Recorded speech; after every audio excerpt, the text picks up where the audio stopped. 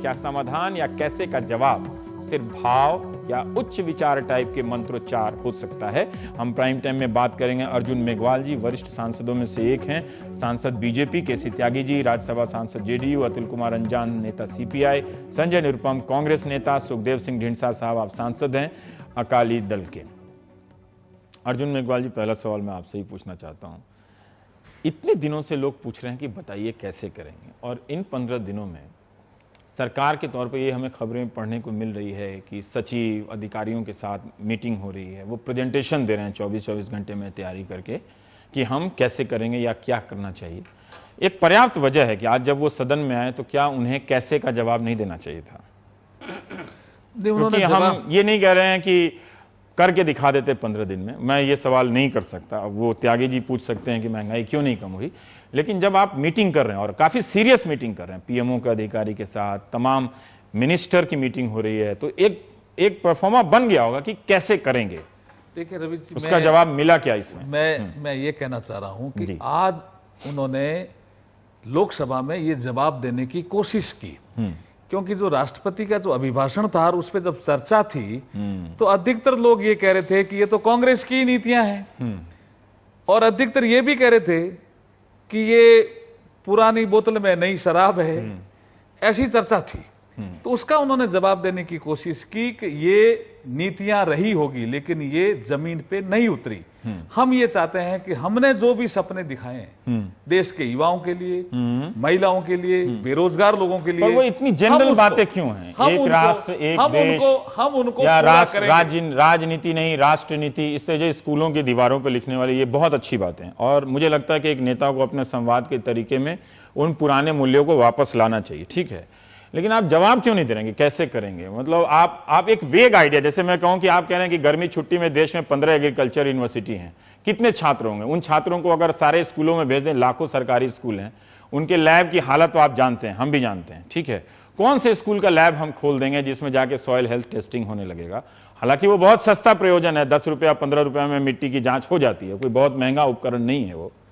नहीं, आज जो उन्होंने तो बड़ा वेग सा लगा कि हम कुछ भी सोच रहे हैं, जैसे हमारे इस यहाँ जितने भी लोग दिख रहे हैं उन सबको रिपोर्टर बना दो, सूचनाएं आने लगेंगी, इस तरह की बातें। आज जो उन्होंने दिया ना, आज उनका जो कहना था कि हम ऐसा कुछ कर सकते हैं। अभी देखिए सरकार को लगातार कह रहे हैं, वो पूरे चुनाव भर में कह रहे हैं। आज उन्होंने जो कहा था ना, वो 5-7 दिनों का जो उनका जो अनुभव है अभी सरकार का, उसके आधार पर कह रहे हैं कि हम इसी मशीनरी को ठीक करके कर सकते हैं। ये जो इंटरवेंशन कर रहे हैं, आप बताइए कि गांव में, जैसे आप लोगों ने कुछ सोचा होगा, जो उनका गांव में हम उद्योगों का जाल बिछा देंगे, गांव में कैसे उद्योगों का जाल बिछा देंगे? एग्रोबेस की बात की ना उन्होंने कहा कि गांव में जो एग्रीकल्चर क्रॉप, 6 लाख गांव है इस देश में, कैसे बिछा देंगे? कहां उसमें जो एग्रीकल्चर क्रॉप होती है उसकी अगर प्रोसेसिंग यूनिट लग जाएगी सारे गांव में, क्यों नहीं लग सकती? लग सकती है, अगर बिजली मिले। वेग आइडिया है, मैंने बिजली मिलेगी तो सारे गांव में आप प्रोसेसिंग यूनिट लगा देंगे, लग सकती है। क्या करेंगे हम उसका उतना? देखिए जैसे चना, मैं जैसे राजस्थान चाहता हूँ चना, तो चने की अगर दाल बनने की यूनिट गांव में लग गई तो सब गांव में लगा देंगे आप। हजारों गांव है, कहीं चना की होगी, कहीं गेहूं की होगी, कहीं बाजरे की होगी, कहीं कहीं होगी प्रोसेसिंग यूनिट, कहीं फल होगा तो फल के लिए। मैं ये कह रहा हूं कि देखिए ये आइडिया सही है, अब मैं वो नहीं कह रहा हूं कि अब आपके पास एक बन गया है ना, पहले भी सरकार में 25 दिन से आप 15 दिन से आप उसका पूरा आप रूटीन ले रहे हैं, तो इतने वेग बातें क्यों हो रही हैं? कि हम वेग नहीं था कि लड़के गर्मी छुट्टी में जाएंगे तो लैब को बना देंगे, या सब कोई टाइम पे जाए, ट्रेन पकड़े। जैसे गांव में एग्रोबेस इंडस्ट्री, ये यूनिक आइडिया तो नहीं मैं कह सकता इन्होंने दिया होगा, लेकिन इन्होंने जोर देकर कहा कि विस्तार के स्तर पर ये यूनिक आइडिया ही, अगर आप उसका विस्तार करेंगे तो निश्चित रूप से ये एक यूनिक आइडिया है। पर अगर आप इस तरह से बात करेंगे कि हम सारे गाँव में लगा देंगे, तो मेरे हिसाब से ये अस्पष्ट है, ये भ्रम फैलाने वाली बात। जैसे जिन गांव में फल होता है तो उसकी प्रोसेसिंग यूनिट लग सकती है, जिस गांव में अनाज होता है उसकी प्रोसेसिंग यूनिट लग सकती है, ग्रेडिंग यूनिट लग सकती है। ऐसे लाखों गांव है, लग सकती है रवि जी, लग सकती है। मैं कहूं ग्रेडिंग की भी लग सकती है, प्रोसेसिंग भी लग सकती है, स्प्लिट की भी लग सकती है, लग सकती है। त्यागी जी, आपको जवाब मिला क्या? संक्षेप में बताइए। देखिए आज इरादा तो झलकता है, उसमें कोई कमी नहीं है, शुरू से लेकर अंत तक नीयत भी झलकती है, ऐसी बात आज उनका पहला दिन था। भाषण अच्छा था? चुनाव के दौरान के नरेंद्र मोदी भाषण अच्छा था कि नहीं था? जी भाषण अच्छा था? नहीं, चुनाव के दौरान के जो नरेंद्र मोदी थे, जो बहुत एग्रेसिव थे, बहुत आइडियोलॉजिकली वायलेंट थे, आज वो बहुत सबमिसिव बनने का प्रयास कर रहे थे, और जो सपने उन्होंने चुनाव में दिखाए थे पर ये अच्छा था कि एक तरह से वो तनाव नहीं फैला उनकी बातों से, वो उस तरह से अग्रेसिव नहीं थे जैसे बाकी लोग नहीं थे। देखिए, एक प्राइम मिनिस्टर को आप उनकी तुलना किससे करेंगे? किसी से नहीं करना चाहता, उन्हीं से करना चाहता हूं मैं। जो 10 साल बोले पहले और चुनाव के बाद की तुलना, जो 10 साल बोले ही नहीं है उनसे तुलना कर रहे हैं आप इंदिरा गांधी से कीजिए, आप उनकी जवाहरलाल से कीजिए, आप उनकी अटल बिहारी वाजपेयी से कीजिए। मुझे लगता है कि हम कर सकते हैं, पर इन बातों का कोई मतलब नहीं है। अपने सम्मोहित भाषण से पूरा भाषण आप देखिए। जैसे उन्होंने कहा कि पांडव वाली बात पे कि जनता में भी यही भाव है कि पांडव कभी ना हारे, मल्लिकार्जुन खड़गे को। मैं सोच रहा था कि इस पर आकर वो कह सकते थे आक्रामक तौर पे कि आप हमें जनता जी ने चुन के भेजी, उन्हें आप कौरव कहते हो। वो सब निर्गुण है, सगुण नहीं है, निर्गुण। अच्छा, पर ठीक है ना, कोई निर्गुण भजन भी तो गा रहा है ना। मैं तो आपसे पहले कह रहा हूँ एक सबमिसिव मोदी, कबीर गाने के लिए कबीर होना जरूरी नहीं है। नहीं, एक वायलेंट और एग्रेसिव नरेंद्र मोदी के मुकाबले में एक सबमिसिव सॉफ्ट, जो विपक्ष समर्थन मांग रहे हैं अपने सपनों को साकार कराने का, उन्हें आज लोहिया भी याद है, उन्हें वो महात्मा गांधी भी याद है, क्योंकि महात्मा गांधी का नाम लेने में कुछ खर्चा नहीं होता है। महात्मा गांधी माने दारूबंदी, महात्मा गांधी माने चरखा, महात्मा गांधी माने हिंदू मुस्लिम यूनिटी नहीं, महात्मा गांधी माने एग्रेसिवली दलित उत्थान नहीं, महात्मा गांधी माने सत्याग्रह नहीं। तो महात्मा गांधी को कहने में कोई जिक्र नहीं है उनका, कोई उनके तो पूर्वज नहीं मानते थे। मैं को बहुत एग्रेसिव नहीं आज हो रहा हूं। दूसरा लोहिया, ठीक है। तो पूरा चुनाव उन्होंने चूंकि गैर कांग्रेसवाद पे लड़ा है, तो गैर कांग्रेसवाद के एक बड़े प्रतीक के रूप में लोहिया को भी वो आगे रखते हैं।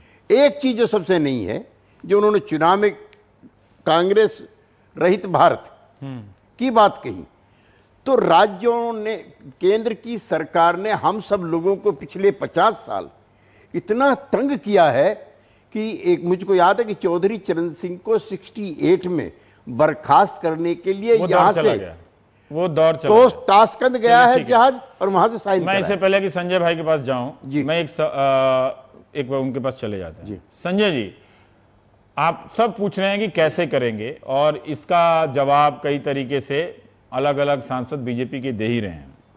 जो प्रधानमंत्री ने कहा है, कम से कम वो अगर वो अपना इरादा बता रहे हैं और उस इरादे में कुछ करने का जज्बा है, तो क्या इससे आपको उन कैसे का जवाब नहीं मिलता है कि कोई करेगा तो 5 साल बाद आप देख लीजिएगा कि जो आएगा सो वो नतीजा है। फिर ये कैसे है, इस पूछने पे क्या ये सवाल वैलिड रहता है, रह जाता है? नहीं रवीश, आप सही कह रहे हैं। नई सरकार, नए प्रधानमंत्री, नया जोश है, नया उत्साह है, तो जाहिर सी बात है जो बातें आएंगी पूरे जोश के साथ, उत्साह के साथ आएंगी। और नरेंद्र मोदी जी का आज जो भाषण था राज्यसभा में या लोकसभा में, उसको देखने सुनने का मुझे भी थोड़ा सा मौका मिला। इन भाषणों में और उनके चुनावी भाषणों में अगर आक्रामकता निकाल दे तो बहुत ज्यादा फर्क नहीं है। वही सपने, शब्दों का मायाजाल और आदर्शवाद की बातें, अच्छा लगता है सब सुन करके। निश्चित तौर पर देश की जनता, मैं और आप नहीं, देश की जनता यह जानना चाहेगी कि भाई इसको लागू कैसे करोगे। 6,40,000 गांव हैं देश में, उन सारे गांव में जो स्कूल हैं उसमें हमारे एग्रीकल्चर यूनिवर्सिटी के बच्चे जाएंगे और सॉइल टेस्टिंग करेंगे, या उन सारे गांव को स्वावलंबी बना दिया जाएगा। ये तो एक अरसे से प्लान चल रहा है। ग्रामोन्मुख विकास होना चाहिए देश में, तो गांधी जी भी बोले विकास की धारा वहां से शुरू होनी चाहिए। और इसके पीछे, इसके ऊपर बहुत सारी सरकारों ने तरह तरह तरीके से काम भी किया, फिर भी हो नहीं पाया जितनी अपेक्षा थी। और ऐसे में अगर नरेंद्र मोदी जी इस प्रकार की बात कह रहे हैं तो सुनने में अच्छा लग रहा है। इंतजार जरूर करना पड़ेगा कि कितना सही ढंग से यह लागू हो पाता है, ऐसा मेरा मानना है। ठीक है। अतुल रंजान जी, अब आप हमारे साथ हैं। आपसे मैं जानना चाहता हूं कि उन्होंने एक बात कही, गरीबी पे आप वामपंथी लोग ज्यादा एक्सपर्ट माने जाते हैं, हालांकि आप लोग भी अपने यहां दूर नहीं कर पाए। उन्होंने एक बात कही कि हम गरीबों को इतना मजबूत कर देंगे कि गरीब को गरीबी के खिलाफ लड़ाई लड़ने की ताकत देने की जरूरत है, वो ये बता रहे हैं। तो क्या ये काफी नहीं है कि वो ये गरीबी को दूर करने के लिए प्रयासरत हैं? उन्होंने अपने भाषण में ये नहीं कहा कि हम उद्योगों का ये करेंगे, वो करेंगे, पर्यावरण मंत्री को मंत्रालय को उद्योग मंत्रालय में बदल देंगे, लेकिन अपने पूरे भाषण में वो गरीब, गांव और किसान, इन तीनों पर वो जोर तो दे रहे हैं ना। कम से कम उनकी प्रायोरिटी वहां पर तो है जहां पर ज्यादा जरूरत है विकास करने की या लोगों को मजबूती देने की। पिछले 10 वर्षों से हमने जिस तरह के प्रधानमंत्री को देखा और उनकी वाक्पटुता को देखा और उनके बोलने के अंदाज को देश ने देखा। खाली वो 26 जनवरी और 15 अगस्त को भाषण करते थे, राष्ट्र को संबोधित करते थे, कभी कभी संसद को भी संबोधित करते थे, कभी जनसभाओं में वो जाते नहीं थे।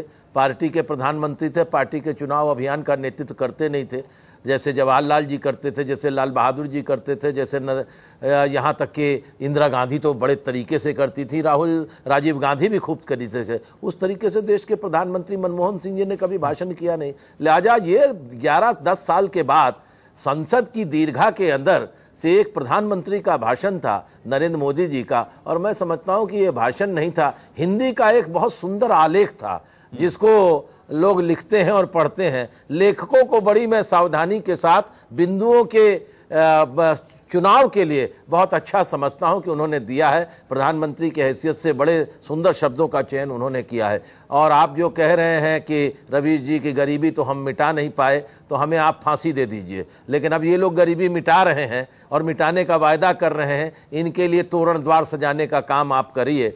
सवाल ये नहीं है कि हम नहीं दूर कर पाए, हमने जो प्रयास किए हैं उनको समझिए। और बार बार आप भी अगर हमको चाहते हैं तो मैं तो स्वीकार कर रहा हूं कि हम देश के उन अपाहिजों में हैं जो कुछ नहीं कर सके, लेकिन अब तो बड़े सबल नेतृत्व आ गए हैं चारों तरफ। 10 भुजाएं इतनी हैं। सुना क्या आपको उनके भाषण में मैंने क्या पूरा भाषण सवालों के जवाब मिला क्या? पूछिए, कुछ दर्शक को बताइए ना कि जहां दर्शक कैसे सोचे आपकी तरह। मैं तो रवीश जी, आपने सुना होगा, मैंने भी सुना है, मैं तो एक अतृप्त आत्मा हूं। मैं कितनी बात बताऊं कि मैं कितना उनसे संतृप्त हो पाया या नहीं हो पाया। लेकिन ये जरूर जानना चाहता हूं कि गांधी जी का जिक्र किया, जैसे मेरे मित्र केसी त्यागी कह रहे थे, गांधी, लोहिया और दीनदयाल, इसलिए दीनदयाल जोड़ लिया और लोहिया जी को साथ जोड़ लिया। गांधी जी से कोई मतलब नहीं, लेकिन हाँ ये जरूर है कि दीनदयाल और लोहिया को साथ जोड़ने से मुझे 1963 के उत्तर प्रदेश के 3 उपचुनाव लोकसभा के जरूर याद आ गए, जिसके अंदर डॉक्टर रघुवीर चुनाव लड़े थे, डॉक्टर लोहिया चुनाव लड़े थे और दूसरे एक साहब लड़े थे और हार गए थे। उसमें डॉक्टर लोहिया जीत गए थे और दीनदयाल जी चुनाव हार गए थे। वो सब छोड़िए, लंबी बात है। लेकिन गांधी जी का जिक्र करके सब बात उन्होंने कही। लेकिन अगर नरेंद्र मोदी जी अपने भाषण में, चूंकि वो गुजरात से आते हैं और जब आज वो भाषण कर रहे थे, कल ही गुजरात में कोऑपरेटिव का जो बड़ा आदर्श गुजरात का था, वहां किसानों के दुख दर्द की बात इन्होंने कही। कल किसान पीट दिए गए आनंद में, जो अमूल की जगह है वहां किसान पीट पीट कर लंबे कर दिए गए। गांधी जी का जिक्र जब आपने किया तो कम से कम ये भी कर देते कि इतना अच्छा काम किया, उसमें कह देते कि नाथूराम गोडसे ने उनकी हत्या करके उस विचारधारा ने बहुत देश के साथ एक तरीके का अपमान और देश के साथ गलत काम किया। इसलिए मैं नरेंद्र मोदी जी के भाषण को हिंदी का एक अच्छा आलेख समझता हूं। सवाल है कि उस आलेख को वो पूरा करने के लिए क्षमता रखते हैं। वो 60 महीने में करेंगे कि अब वो 120 महीने में करेंगे, यह सवाल आ गया है। अब वो कह रहे हैं हमको 10 वर्ष का समय चाहिए। हिंदी का अच्छा भाषण हो सकता है, पर हिंदी के शिक्षकों के विवेक पे ये नाम सोचे कि इस तरह से लच्छेदार लिख देने से वो नंबर दे देते होंगे, या क्या पता दे देते हैं। ढींढसा साहब, मुझे नहीं मालूम क्योंकि मैंने पढ़ाया नहीं और मैंने कॉपी चेक नहीं किया। ढींढसा साहब बार बार वो एक सहकारिता फेडरलिज्म, एक कोऑपरेटिव फेडरलिज्म की बात कर रहे हैं। ठीक है, आप एक स्टेट से आते हैं, ये एक विचार के रूप में ये शब्द शायद नया लगता होगा। पुरानी कई राज्य और केंद्र की एजेंसियां मृत प्राय हो गई थीं या सक्रिय नहीं थी, जिसको वो सक्रिय कर देंगे अपने तरीके से। आपको लगता है कि प्रधानमंत्री इतने उदार होने जा रहे हैं, उनको कुछ और साफ कहना चाहिए था कि इस पे वो क्या करेंगे? कई ऐसे राज्य हमारे सामने हैं जो विशेष राज्य का दर्जा मांग रहे हैं, कोई बहुत ज्यादा फंड मांग रहा है, कोई बहुत सारी अपनी फाइलें भेज रहा है। इन सब की टेस्टिंग के लिए क्या हो, अगर इस पे क्या उनको प्रधानमंत्री को, जब वो उनका इतना मूल विचार है, चुनाव से लेकर एक निरंतरता दिखी है, कंटिन्यूटी सर, तो क्या उनको इस मसले पे ज्यादा नहीं बोलना चाहिए था? भाव जरूर है, मतलब वो अतुल अनजान कह सकते हैं कि हमारा सामूहिक दायित्व है, ये है, वो है, सब है, यही बताते कि हम क्या करेंगे स्टेट को।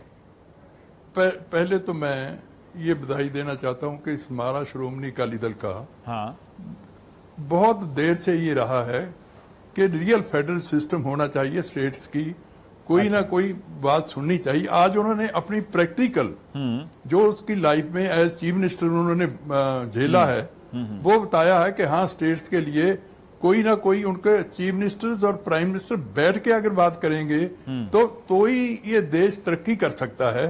और वो प्रैक्टिकल उन्होंने अपने अपने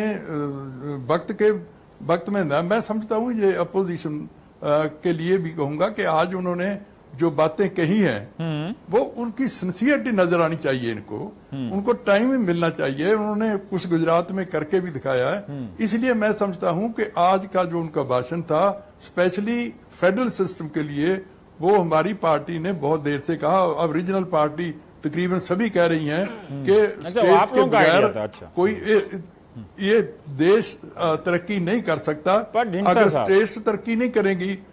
जो आज मोदी जी ने खुद कहा, अगर स्टेट्स ही तरक्की नहीं करेंगी और उनकी गरीबी दूर नहीं होगी तो देश कैसे तरक्की करेगा। पर आप चूंकि एक बहुत ही वरिष्ठ सांसद हैं, आप एक बहुत वरिष्ठ राजनेता हैं और सांसद तो हैं ही, कुछ एक उदाहरण देकर बताते कि जिससे इनकी गंभीरता को कोऑपरेटिव फेडरलिज्म के मामले में हम आने वाले दिनों में परख सकें, देख सकें कि वो ऐसा कर रहे हैं कि नहीं कर रहे, क्योंकि अभी तक कोई स्टेप कदम नहीं बताया उन्होंने कि वो क्या करेंगे। हाँ नहीं, कदम आज तो कोई कदम उठा ही नहीं सकते थे, 15 दिन तो हुए नहीं। तो नहीं, बताने की बात कर रहा हूं, उठाने की बात नहीं कर रहा हूं। आप बताइए कि वो क्या चीज हमें देखना चाहिए। देखो हाँ। सिर्फ एक तो उनकी सिंसियरिटी नजर आपको ये आनी चाहिए। हाँ। जो वो कह रहे थे इलेक्शन में, नहीं आमतौर पे देखा है आपने कि इलेक्शन में लोग बहुत कुछ कहते हैं, जब सरकार बनती है वो सब छोड़ देते हैं।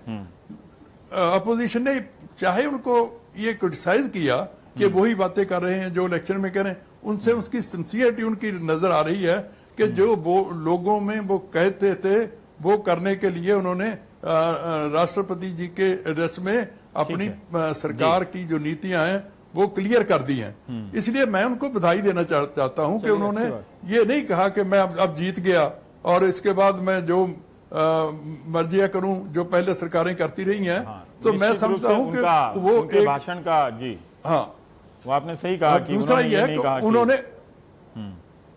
दूसरा उन्होंने ये कहा कि उन्होंने अपने ऊपर झेले हैं सब कुछ, और वो आप उनको एक एक जो मिसाल उन्होंने दी, उनका मतलब था कि मैं जहां से उठ के आया हूं मुझे हर इंसान का हर वर्ग का मालूम है। जो एग्रीकल्चर के लिए कहा उन्होंने कि एक स्टेट के लिए सभी स्टेट्स के लिए एक पॉलिसी नहीं बन सकती। कोई गेहूं पैदा करता है, कोई चावल पैदा करता है, कोई गन्ना पैदा करता है, कोई कपास पैदा करता है। एक सेकंड मैं जानना चाहता हूं, क्या इससे पहले क्या नीति सभी स्टेट के लिए एक ही बनी थी? नहीं थी ना, नहीं थी या तो बनी थी एक ही पॉलिसी बनी थी? चावल वाले के लिए वही पॉलिसी जो गेहूं वाले की थी, क्या ऐसा था क्या पहले? नहीं, पहले कोई पॉलिसी नहीं थी, कोई पॉलिसी नहीं थी। और मैं नहीं, क्या पॉलिसी थी वो ना तो जो मैं आपको बताता हूं, जो एमएसपी फिक्स करते हैं, एमएसपी फिक्स करते हैं, क्या पॉलिसी है उसमें? कोई साइंटिफिक तरीका है उनके पास? कोई कोई यूनिवर्सिटी का तरीका है जिसमें आप लोग भी सहमत होते रहे होंगे? कोई वो हाँ ठीक है, मतलब एक सिस्टम तो है कि वहाँ जी आप तो खेती किसानी से जुड़े हुए हैं, पॉलिसी है, एमएसपी की पॉलिसी है। मैंने आपसे खुद कहा था कि सीएसीपी के अंदर जो लोग न्यूनतम समर्थन मूल्य कृषि उत्पाद का तय किया जाता है उसको बदलिए, उसमें किसानों के प्रतिनिधि रखिए। आप संयुक्त अकाली दल और पंजाब के अंदर सबसे ज्यादा गेहूं पैदा करके नेशनल किटी में सबसे ज्यादा बटोर देने के बाद भी अपने पहले राजकाल में सीएसीपी नहीं बदल पाए। यही तो मैं कह रहा हूं। अरे अटल बिहारी वाजपेयी जी के राज में आप बदल पाए थे, अब बदलेगा ना? आप क्यों नहीं बदलेगा? अब वो बदलेगा, एक मिनट वेट हमने चेंज किया था। हम वो जरूर सवाल पूछ रहे थे, हम ये उम्मीद कैसे छोड़ दें कि वो नहीं बदल पाए? देखते हैं। अभी तो उनके मेरा एक सवाल था मेघवाल साहब कि उन्होंने एक बात कही कि मौन रहना चाहिए। क्या हम मौन नहीं रह सकते बलात्कार के मामले में, मनाली की घटना के मामले में और पुणे की घटना के मामले में? मोहसिन की जब मौत हुई थी, मोहसिन शेख की, वो शायद इस संदर्भ में कह रहे थे कि कई नेता कह रहे थे कि ये सारी घटनाएं हो गई, जब आप विपक्ष में थे तो काफी बोला करते थे, अब आप चुप हैं। लेकिन जिस तरह की बात है, और फिर वो एक राज्यसभा में कह रहे हैं कि इस तरह की बातें करने से हमारी छवि दुनिया में बिगड़ जाती है, पर्यटन पे असर पड़ता है। तो कल से क्या किया जाए? बलात्कार की खबरों को हम ना दिखाएं क्योंकि पर्यटन पे असर पड़ता है, आप ना बयान दें, वो ना बयान दें, संजय निरुपम चुप रहे हैं कि पर्यटन पे असर पड़ता है, क्या करना चाहिए? मुझे ये बयान थोड़ा अजीब लगा उसमें। देखिए, आप नरेंद्र भाई मोदी के भाषण का पहला अंश और पिछला अंश पढ़ेंगे, उनका मतलब ये था कि हम उसका इतना विश्लेषण करने लग जाते हैं जिससे जो पीड़िता होती है और उसके जो परिवार के लोग होते हैं उनको परेशानी होती है, और समाज में जो सभ्य लोग होते हैं उनको भी परेशानी होती है। उसमें आपके भी सांसद वहां राष्ट्रपति शासन लगाने की मांग कर रहे थे। बोलने के लिए मना नहीं कर रहे थे, वो कोई विश्लेषण की बात कर रहे थे। उन्होंने कहा क्या हम मौन नहीं रह सकते? नहीं, जैसे विश्लेषण के मामले में कि वो पीड़िता थी, वो कहां गई थी, जैसे ये आपका निर्भया कांड बात, उसमें कई लोग बोल गए थे ना। नहीं, वो बात नहीं है सर। मोहसिन के मामले में हम क्यों ना विश्लेषण करें? जैसे वो अपने दोस्त के साथ बोल गए थे ना कुछ लोग। ये उनका जो कहना था ना कि उससे केस की स्टडी या केस का असर भी दूसरा पड़ता है, उनका मतलब इतना ही था, और कोई मैं नहीं समझ पाता। कह रहे हैं कि रेप की घटनाएं होने से और उसको वो आप उसको बोलिए, आप प्रसारित करिए, उसमें दिक्कत नहीं थी। नहीं, मैं एक बात बोलेंगे वो भी दिक्कत नहीं थी। हम तो कहते हैं कि उसका मनोवैज्ञानिक विश्लेषण ही करेंगे, तभी हम समझेंगे कि समाज की क्या विकृति है। लेकिन कुछ ऐसी बातें उसमें आ जाती है। अभी आप देख रहे होंगे जो नेता लोग इधर उधर अनाप शनाप बोल देते हैं। आप देख रहे थे ना मध्य प्रदेश की, पर क्या ये सारी घटनाएं मौन रहने वाली बात तो नहीं है ना? मनोवैज्ञानिक विश्लेषण के नाते अगर पीड़िता या केस पे असर पड़ता है विपरीत, उसके मौन रहने की बात कही थी उन्होंने, और कोई बात मैं नहीं समझता। नहीं, मैं समझता हूं कि मौन रहने की कोई जरूरत नहीं है। मौन रवीश जी रहने की जरूरत नहीं है।